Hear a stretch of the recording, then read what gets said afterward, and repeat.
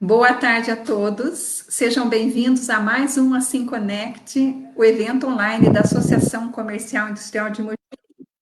Hoje iremos abordar como investir num cenário de juros baixos. Quem tiver dúvidas, pode ir mandando aí pelo Facebook, que o Fernando, se ele não conseguir responder no ar, ele responde depois.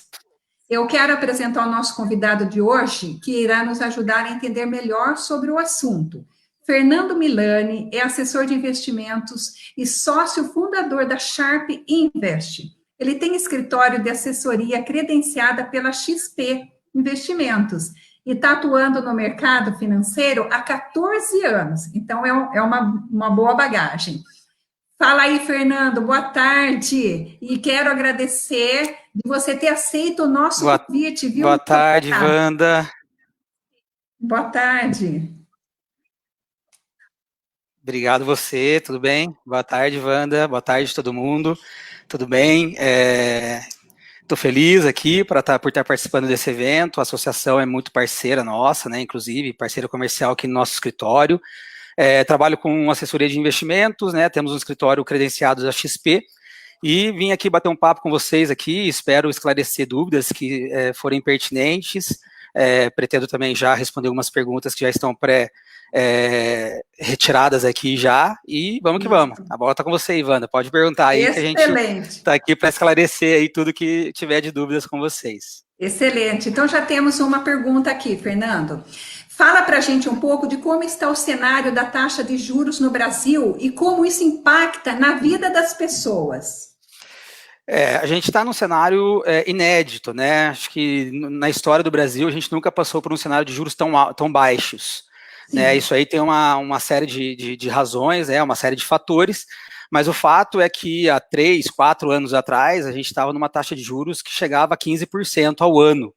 Né? Uhum. E a gente estava em outro cenário, era outra expectativa do Brasil, a gente estava com um cenário extremamente desafiador pela frente, e com o passar do tempo, o Banco Central, né, o governo, ele se sentiu obrigado a reduzir as taxas de juros na tentativa de incentivar, né, de reaquecer a economia brasileira. Né? E isso tem um peso duplo. Né? Por um lado, você torna o custo do dinheiro um pouco mais baixo.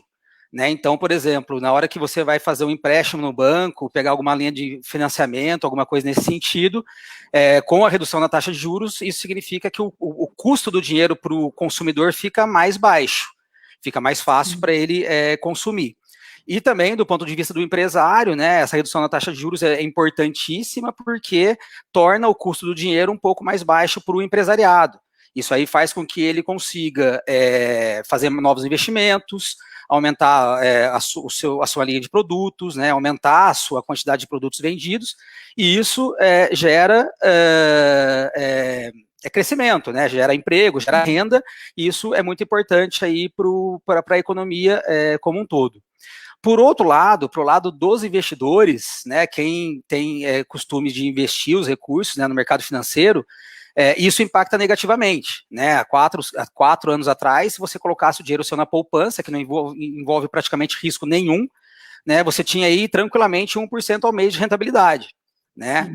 Com a redução da taxa de juros, esse cenário também muda. Né? Hoje em dia, até 4 anos atrás, em um mês, você tinha 1% de rentabilidade ao mês. Agora, em um ano, você tem 2% de rentabilidade. Né? Então, a rentabilidade dos investimentos é muito pequena. Então, assim, por mais que as pessoas, né, não acompanhem ou achem, né, que as decisões do Banco Central, as decisões do mercado financeiro em si não impactam, né, não cabe a elas, né, faz todo sentido acompanhar, porque impacta diretamente, sim. Né, impacta em todas as esferas da população. Né? Então, você tem um incentivo, né, na hora de tomar o crédito, mas pelo outro lado, você tem uma redução da taxa de juros. Esse cenário que a gente está hoje é relativamente novo, a gente nunca passou por um momento de juros tão baixos. Né? E por que o governo abaixa a taxa de juros? Né? A gente estava com desemprego muito alto, né, mais milhões de desempregados até o ano passado, E a economia não estava girando, né? Mesmo com os cortes, né, de 15% para 6% na taxa Selic, o crescimento não estava vindo, porque a confiança do consumidor não estava um pouco abalada ainda, e também a confiança do empresário. Né? Então, o governo ele precisa ir cortando, né, tudo que ele pode fazer para tentar esse crescimento. A gente estava iniciando, né, o ano passado foi um ano que a gente cresceu muito, né, do ponto de vista de investimentos e também de cenário político, né, a gente estava avançando com reformas, né, com algumas privatizações à pauta, né, isso tudo é muito interessante do ponto de vista de crescimento do Brasil, né, do crescimento do país. Só que, infelizmente, né, no meio do caminho tinha uma pandemia, né, e aí a pandemia, ela atrapalhou bastante a nossa retomada, né, o mundo, né, todos os países ele já vinha de um crescimento exponencial de 10 anos, e o Brasil estava na contramão, né, o Brasil veio de uma forte recessão aí, que aconteceu recentemente, a gente estava tentando sair da recessão e fomos atingidos por uma pandemia. Então, assim, cenário de juros baixos vai se permanecer aí por bastante tempo, né, porque enquanto a economia não voltar a rodar, enquanto não houver crescimento no emprego e na renda, o governo vai manter as taxas de juros desses níveis para tentar reaquecer a economia, impactando negativamente os investimentos. E quanto tempo você acha que ainda vai continuar esses juros baixos? É difícil a gente fazer uma estimativa, né? A gente trabalha com estimativas do Banco Central, né? E de algumas casas de análises, né? Mas assim, a gente não vê um cenário de juros acima de 6%, pelo menos nos próximos 3 anos. Né? E 6% ao ano é uma taxa, um juros ainda que é relativamente muito baixo para o Brasil. Né? Se você vê Estados Unidos, por exemplo, hoje a gente está no nível de juros que os Estados Unidos tinham há 1 ano e meio atrás, entendeu? Isso aí, há 5 anos atrás, era utópico para o Brasil, uma taxa de juros nesse nível. Então, mas assim, como a economia ainda vai demorar um pouco para retomar, a gente ainda vai demorar alguns anos ainda para a taxa de juros ficar relativamente alta. Tá, então com esse cenário, quais são as expectativas para as taxas de juros para os próximos anos? Então, para esse ano, a expectativa é que ela chegue a 2%, né? Até o final do ano, ela se mantém aí em 2% ao ano, tá? Isso aí impacta principalmente investimentos mais conservadores, que nem, por exemplo, o tesouro pré-fixado, não, o tesouro pós-fixado, né? O tesouro Selic, né? Se você manter uma taxa em 2% ao ano, você vai ter um ganho real abaixo de 2% anual. Entendi. Isso aí. Né, então, assim, hoje, a gente vai falar um pouco mais para frente, né, mas hoje a pessoa que investe no mercado financeiro, ela não tem muita alternativa a não ser correr um pouquinho mais de risco, que até pouco tempo atrás era considerado, né, um horizonte só para quem entendia muito de mercado. Hoje, cada vez um pouco mais de risco. Entendi. Quais são os pilares para um bom planejamento financeiro? Boa pergunta. Para investimentos, né, a gente tem que partir da premissa de que você precisa ter um horizonte um pouco mais longo. Uma coisa é você poupar dinheiro e outra coisa é você investir, né? Mas para você investir, você precisa ter uma reserva de emergência, tá? Você precisa ter tranquilidade para investir, porque quando você fala de investimentos, você precisa ter um horizonte de pelo menos 2 anos, né? E assim, você não pode, por exemplo, começar a investir e no meio do caminho precisar retirar esse recurso que você deixou para 2 anos, porque isso pode fazer com que você resgate menos do que você tinha colocado. Então, a gente recomenda que todo mundo que vai começar a fazer uma carteira de investimentos, ele atente para 3 pilares. Né? O primeiro é a reserva de emergência, que é aquela reserva que você recorre quando acontece, né? O próprio nome já diz. Né? Então, você precisa ter ali de pelo menos de 6 meses a 1 ano do custo que você tem mensal na reserva de emergência. Né? Então, se você tem um custo, né, um gasto mensal de R$1.000, por exemplo, você tem que ter pelo menos R$6.000 na sua reserva de emergência, que é para se acontecer algum problema de saúde, né, se acontecer alguma pandemia, por exemplo, onde você tem redução de salário ou até perde o emprego, alguma coisa, você tem uma reserva ali para conseguir dominar ali o curtíssimo prazo. Entendi. A segunda vertente são os seguros. Né, hoje o seguro de vida, né, ele é muito pouco difundido, porque ele foi durante muito tempo mal vendido pelas instituições financeiras.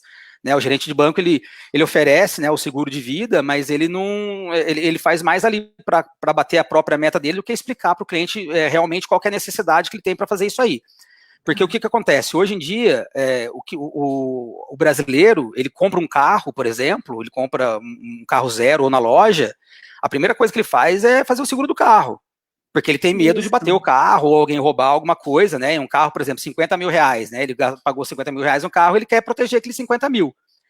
Só que é uma coisa meio louca, né? Porque assim, o brasileiro ele faz o seguro de carro, mas não faz o seguro da vida. Entendeu? E o seguro de vida é muito mais barato, né? Então, por exemplo, hoje temos alguns seguros que, por exemplo, o problema assim, você fica internado, fica inválido, né? Tem algum problema de saúde, caro do que 50 mil reais, que é o valor do carro. Então, hoje a gente deveria ter muito mais preocupação em fazer um seguro de vida do que fazer o seguro de carro. Né? Então, assim, o seguro, ele protege, né? Ele dá tranquilidade para você não precisar recorrer à sua reserva de emergência, né? Você tem ali, né, são vários produtos, né, que tem, mas é bom, né, que as pessoas saibam que isso aí é importantíssimo no planejamento de investimentos. Então, esse é o segundo pilar. O terceiro pilar é o planejamento de aposentadoria, né? A gente precisa pensar na terceira idade, a gente precisa pensar lá na frente. Por quê? Lá na frente é quando a gente começa a tirar o pé, começa a trabalhar menos, tendo menos poder de ganho, né, de receita, e os gastos vão aumentar, plano de saúde mais caro, né, remédio, né, consultas, né, viagens também, né, só que você começa a viajar muito mais, né, para curtir a sua vida, né, depois de um tempo longo de trabalho aí. Então, os pilares de uma carteira excelente de investimentos seguros, reserva de emergência e planejamento de aposentadoria. Então, Fernando, já que você falou de investimento, qual que é o mais adequado para essa realidade que estamos vivendo? Boa pergunta também. Hoje em dia, o brasileiro ele não pode mais ser tão conservador como ele costumava ser anteriormente, né? Como a taxa de juros está muito baixa, então a gente recomenda que o cliente deixe na reserva de emergência apenas aquele valor que serve para de 6 meses a 1 ano mesmo para ele. Tá? Por quê? Porque a reserva de emergência, ela tem a característica de você ter acesso rápido, né? Você pede o resgate hoje, o dinheiro já está na sua conta. Porém, ela fica atrelada a essa taxa de juros que a gente está falando que é muito baixa. Né? Então, se você deixar hoje o seu investimento, vai ter 2% ao ano, se você descontar imposto de renda, é menos de 2% ao ano de rentabilidade. E aí você tem que procurar alguns investimentos um pouco mais longos, que não deixam de ser conservadores, mas você precisa ter um tempo para ter uma rentabilidade boa. Então, você pode falar de CDB, por exemplo, CDBs mais longos, né, CDB de 5, 6 anos, por exemplo, que são investimentos que garantem uma boa rentabilidade. Tem aqueles CDBs que são atrelados à inflação, né, que eles protegem da evolução dos preços, então ele mantém o seu poder de compra com um spread em cima, né, você consegue ter uma rentabilidade acima, e alguns investimentos considerados mais moderados, né, tipo fundos imobiliários, né, alguns fundos multimercados também, que são fundos que tem uma gestora profissional que faz o trabalho, pega uma boa rentabilidade. Eu falo isso porque, assim, o brasileiro ele é muito imediatista, principalmente nos investimentos. Né? O investimento financeiro, por ele ser transparente, você consegue ver exatamente quanto você tem de dinheiro ali, né, na hora. Né? Diferente, por exemplo, o investimento numa casa, que você não tem uma plataforma onde você vai lá e vê quanto que vale a sua casa hoje. Né, você vai ter que chamar um corretor todo dia para falar quanto que está valendo a sua casa, para você saber quanto que você tem ali nela. Né? E quando a gente fala de investimentos, você tem que pensar no longo prazo. Né? Se a gente pensa, por exemplo, um empresário que abre uma empresa, né, ele abre uma empresa agora, o retorno que ele vai ter em relação ao investimento que ele fez é de pelo menos 2 anos. Ele só vai começar a ganhar dinheiro depois de 2 anos. Né? Faculdade, você investe na sua carreira profissional, você fica 4 anos pagando a faculdade e depois de formado que você vai começar a ter de volta aquele recurso que você investiu, né? E o mercado financeiro é a mesma coisa, né? A gente fala CDB longo, CDB de 5 anos. Cara, mas uma carteira de investimentos, ela tem que ter no mínimo 5 anos, entendeu? Você tem que ter um horizonte um pouco maior. Então, assim, nesse cenário, para quem é investidor mais conservador, CDBs longos, alguns títulos do Tesouro atrelado à inflação e fundos multimercados e fundos imobiliários, que são uma boa alternativa. Agora, me fala uma coisa, para o perfil conservador, aquele que estava acostumado a colocar na poupança, ou no CDB, ou fundo, DI, qual que é a melhor alternativa nesse momento? São essas opções, né? A pessoa que ela estava, o investidor que estava com os recursos de investimento, ele tem que manter ali na reserva de emergência o suficiente apenas para a reserva dele, né? E o restante tem que colocar um pouco para mais risco, ter um pouco mais de volatilidade, mas em contrapartida tem uma rentabilidade um pouco mais atrativa. Os fundos imobiliários são interessantes, né? Principalmente para quem está alçando voos mais altos, né, na carreira como investidor, porque ele é bastante atrelado ao que o brasileiro adora, né, que é imóvel, né, sempre assim, principalmente as pessoas mais velhas, né, as pessoas mais antigas, a gente foi criado com essa educação, né, vou trabalhar, comprar um terreno e vou construir uma casa para alugar, ou para vender, ou alguma coisa assim. Hoje em dia você tem os fundos imobiliários, né, que é uma estrutura de investimento onde você fica atrelado a grandes empreendimentos imobiliários, né, shopping center, galpões logísticos, escritórios comerciais de grandes empresas localizados em regiões nobres de São Paulo, né, onde você tem, né, um investimento onde você valoriza as cotas e também tem um pagamento mensal, né, de dividendos, que seria mais ou menos o que seria um pagamento de aluguel de uma casa.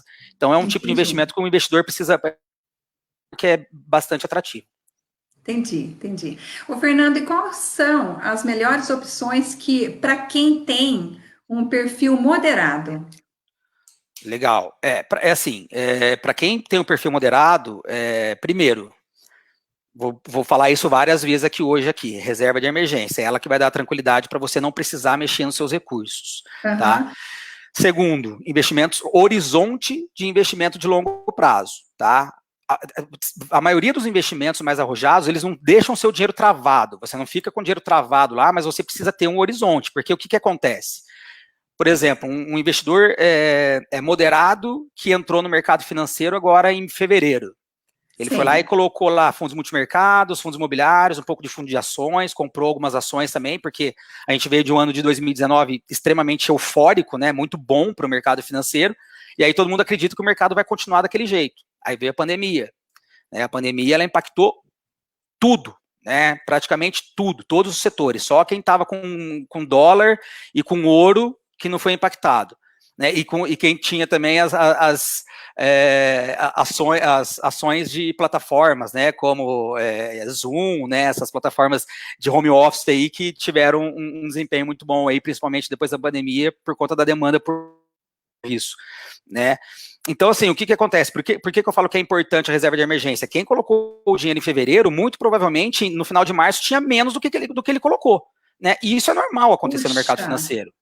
É normal acontecer. Isso acontece, não foi a primeira vez que aconteceu e também não vai ser a última, né? O vai e vem do mercado é extremamente natural. Na verdade, a razão pelo que o mercado existe é isso, porque se o mercado fosse de lado, não teria oportunidade, né? Não tem onde você comprar, onde você vender, né? Então você fica ali, compra e vende sempre no mesmo preço, então não tem necessidade de ter mercado. Então a volatilidade é onde estão as oportunidades, basta você saber o ponto de entrada e o ponto de saída, né? Só que a gente, né, como a gente é assessor de investimentos, a gente tem umas estratégias, né, de diversificação de carteira, né, para minimizar risco tanto de mercado quanto de emissores, né, uma série de coisas que a gente consegue ajudar os clientes. Então, assim, para investidores mais moderados, fundos multimercados, né, que são fundos que, pelo próprio nome diz, né, ele consegue operar mercado de ações, mercado de commodities, mercado de renda fixa, mercados internacionais, né, ele tem uma capacidade de adequação ao cenário muito grande. Então, por exemplo, hoje a gente está com previsão otimista para o Brasil, beleza, o gestor do fundo vai lá e compra ações, né, fica vendido em taxa de juros, né, compra de empresas americanas.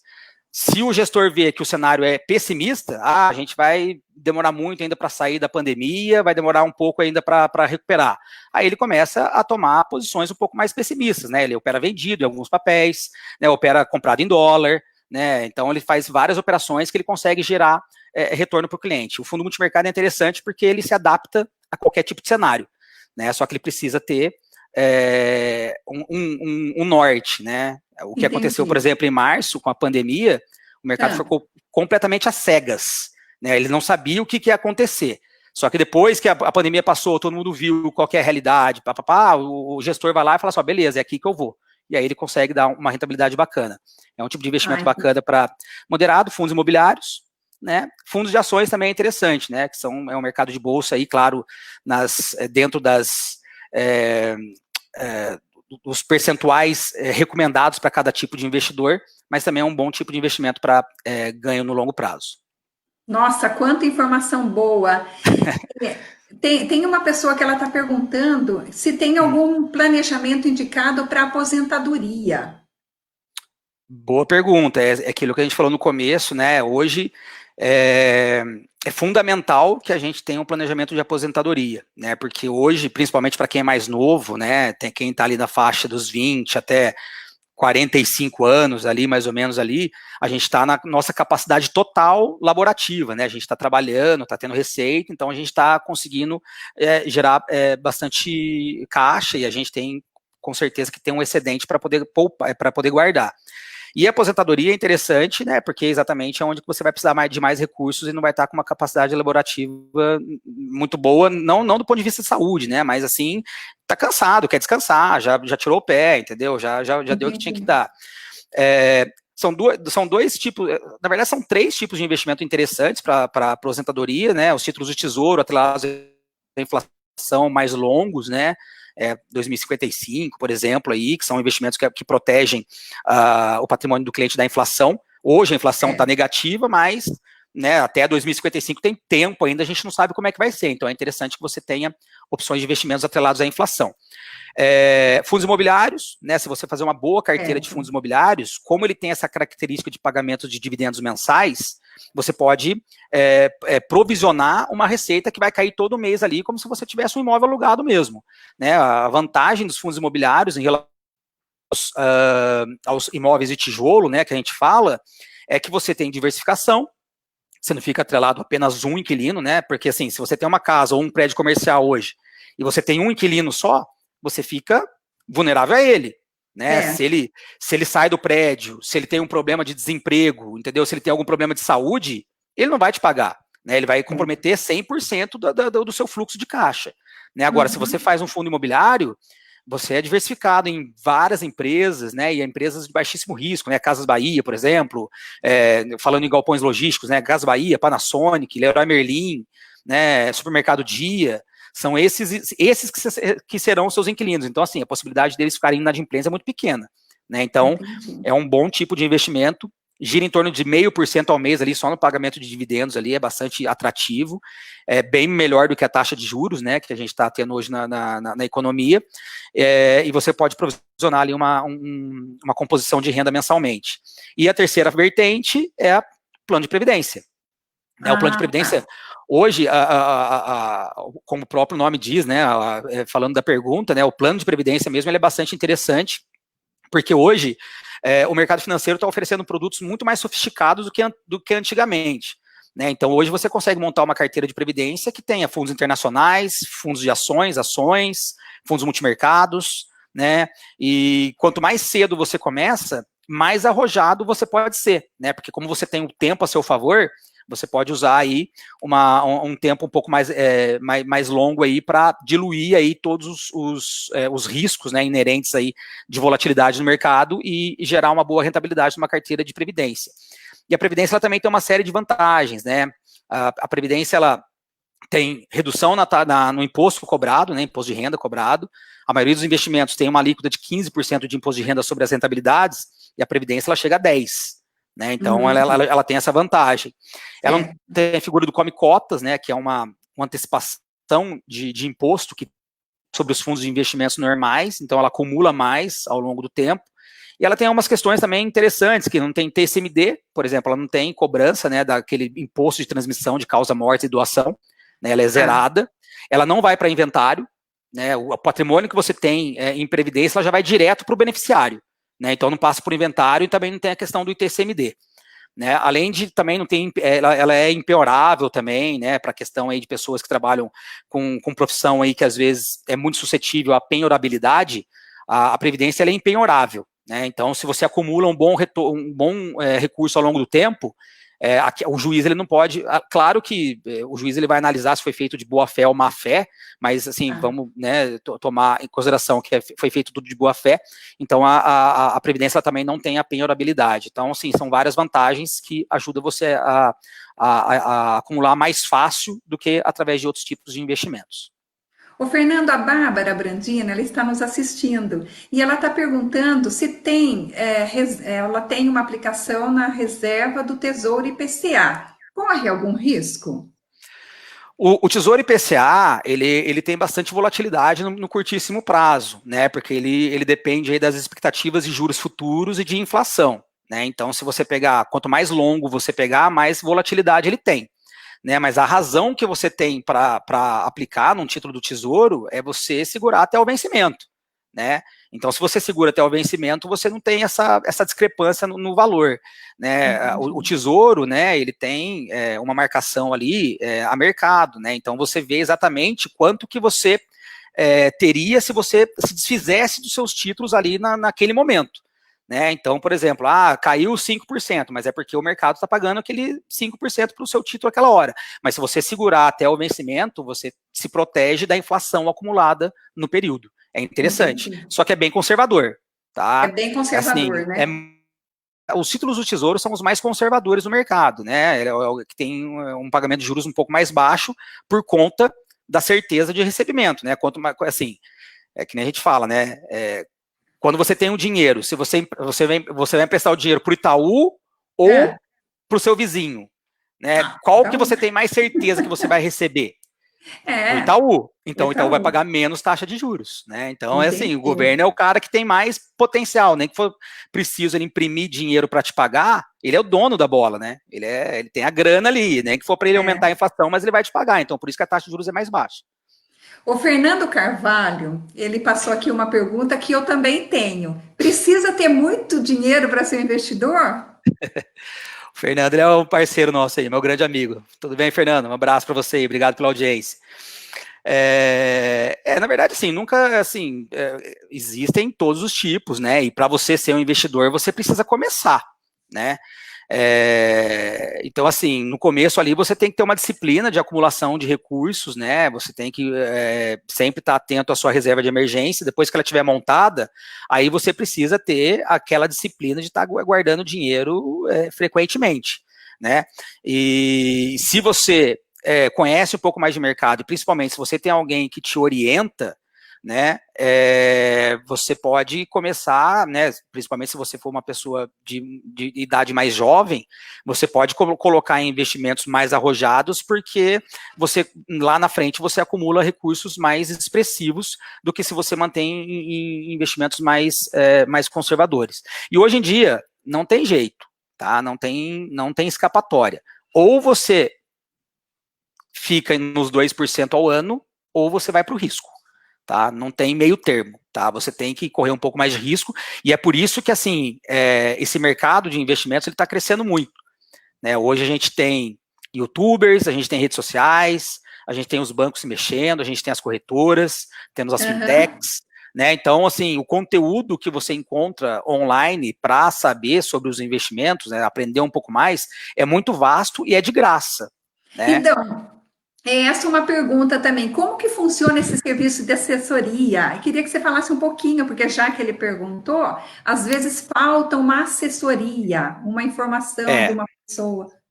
Uma boa pergunta também. Na verdade é o seguinte, que eu vou falar assim do nosso modelo aqui, né? Nós somos um escritório credenciado a XP Investimentos e nós somos um escritório de assessoria de investimentos, né? Então a gente ajuda o investidor a organizar o patrimônio dele. Né, a gente cuida de todos esses pilares que eu comentei aqui no começo, né, desde de gerenciamento de riscos, né, através de seguros, investimentos de curto e médio prazo, né, que são aqueles investimentos que você vai acumular ali para fazer uma viagem, para comprar uma casa, né, para fazer, viver a vida de uma forma mais confortável, e também aquele planejamento de aposentadoria, né, que você vai ter lá, e a gente também cuida da gestão patrimonial do cliente. Ou seja, no nosso ramo, a gente já trabalha com clientes que, não conhecimento, mas com clientes que já têm uma carteira de investimentos já montada. O que a gente vai fazer é ajudar ele a lapidar essa essa carteira de investimento dele e buscar, né, a melhor eficiência, né, nessa carteira.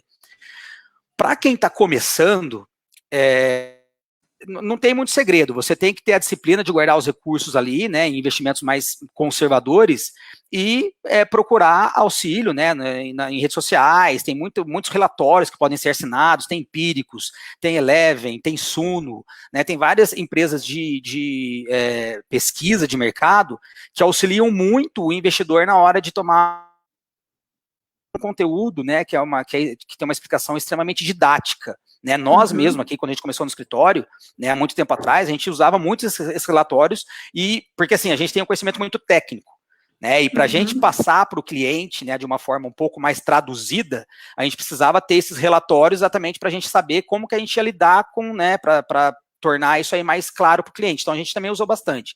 Então assim, eu recomendo, né, para quem está começando e quem não tem uma carteira tão arrojada, com tanto acúmulo de recursos, se empenhar um pouquinho mais. Tem muita gente boa no Instagram, mas tem muita gente ruim também, mas a maioria tem umas pessoas bacanas lá que ajudam a você passos. Fernando, o Caio Prado, ele é nosso diretor e ele está fazendo uma pergunta. Esse período é bem interessante para comprar FIIs, especializado em shoppings, aproveitando o fechamento deles? Boa tarde, Caio, tudo bem? Obrigado aí pela participação aí, obrigado pela pergunta. FIIs, Wanda, fundos imobiliários, é aquilo que a gente estava falando agora. Fundos de investimentos imobiliários. Okay.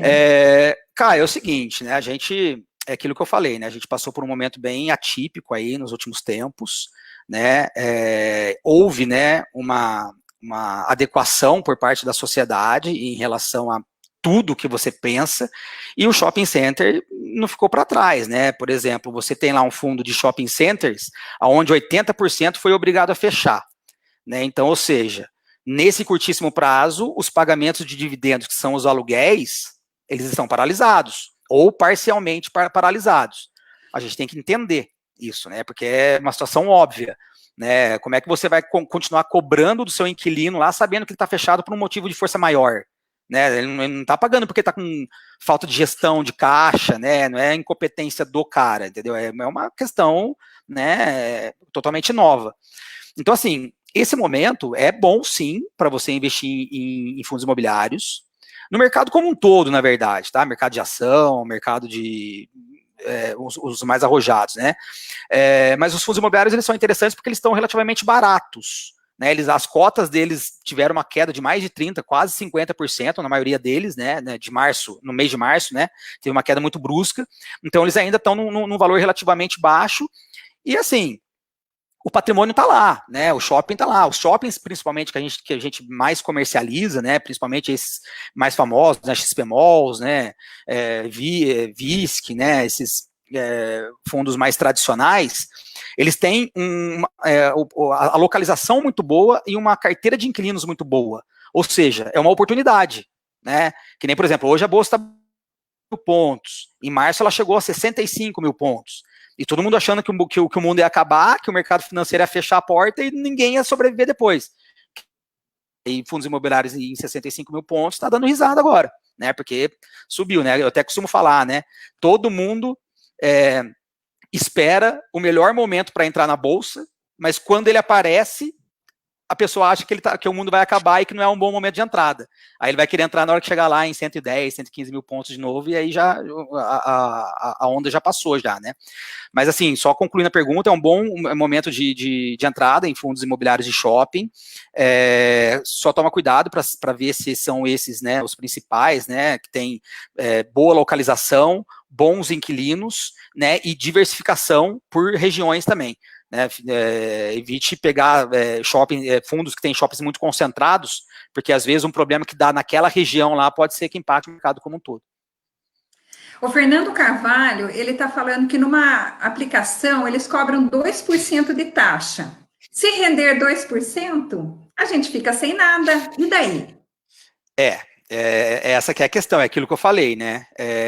Esses investimentos mais conservadores, né, de CDBs de liquidez diária, fundos de renda fixa, né, título do tesouro, né, principalmente fundos aí. Hoje está existindo uma movimentação por parte dos bancos de redução na taxa de administração dos fundos, principalmente esse de renda fixa, né, porque até 2 anos atrás, um fundo de renda fixa que é extremamente fácil, de fácil gestão, né, por parte do gestor, eles cobravam 5% ao ano de taxa de administração. Mas por que eles cobravam 5%? Porque a taxa de juros era 15%. Né, então sobrava 10% para o cliente. Né, hoje em dia, se você cobrar 2%, você está tirando totalmente a rentabilidade do cliente. É a questão da reserva de emergência. Né, você só vai deixar investimentos que pagam essas taxas de juros, que são os mais conservadores, na sua reserva de emergência. Né, aquele que vai ficar ali caso aconteça alguma coisa. O restante tem que correr risco mesmo, tem que puxar um pouquinho mais o risco. Tá certo. Fernando, estamos caminhando para o final e eu gostaria de saber se você quer deixar algum recado, alguma sugestão, porque a nossa live foi maravilhosa, sucesso. Muitas perguntas para você responder depois. Você tem alguma sugestão para deixar? Não, primeiro eu quero agradecer a oportunidade, né, de estar aqui com vocês. Eu tenho um relacionamento muito próximo com a associação comercial, conheço o pessoal todo lá, são pessoas excelentes, né, meus amigos mesmo. Queria me colocar à disposição, né, inclusive para quem está assistindo, né, eu peço até para a Wanda disponibilizar os meus contatos aí para vocês tirarem qualquer tipo de dúvida, né, em relação ao mercado financeiro, né, qualquer coisa que eu possa ajudar. E a recomendação que eu tenho é isso aí, né, a gente está num momento muito bom, do ponto de vista de expectativa, né, para o mercado financeiro, claro que é muito bom, frente, né? Claro que agora a gente está num período muito delicado aí por conta da pandemia, mas assim, a gente veio aqui para falar de investimentos, né? Então, assim, no ponto de vista de investimentos, a gente está muito positivo, né? Muito otimista com o país, e assim, aprendam a tomar um pouco mais de risco, né? Acreditem no longo prazo. Né, parem de querer que os investimentos aconteçam de uma hora para outra. A rentabilidade ela só acontece no longo prazo. Curtíssimo prazo não acontece. Se algum profissional do mercado financeiro vier atrás de você e falar para você que vai garantir para você uma rentabilidade acima de 0,7 ao mês, 0,5 ao mês, nessa taxa de juros que a gente está hoje, desconfie. Tá? Não, um profissional do mercado financeiro ele não pode garantir mais do que 0,5% de rentabilidade para você no mês. Ele pode chegar para você e falar assim, a gente vai garantir, a gente vai procurar investir, né, a gente vai procurar um retorno X, mas eu não posso garantir isso para você porque isso não depende de mim, depende do mercado. Então, muito cuidado, obrigado pela live, estou à disposição e é isso aí. Fernando, o Roberto está parabenizando, a Vera... Roberto é cliente meu, muito interessante. Então, obrigado, Roberto. pessoal... A Vera é minha mãe, ela me ajudou. Ah, que belezinha, um beijo para você, Vera. A minha mãe está assistindo aí, para caso se não tivesse ninguém, ela fica ali, né? Ela fazendo pergunta, dando parabéns, pelo menos a mãe. Pessoal, para todos que estão nos assistindo, muito obrigada. Lembrando que toda semana tem o Assim Connect, sempre com um assunto interessante para você assistir. Muito obrigada a todos que acompanharam e até semana que vem. Tchau, Fernando. Obrigada pela presença. Tchau, até mais. Obrigado pela oportunidade. Tchau, até mais. Tchau, tchau.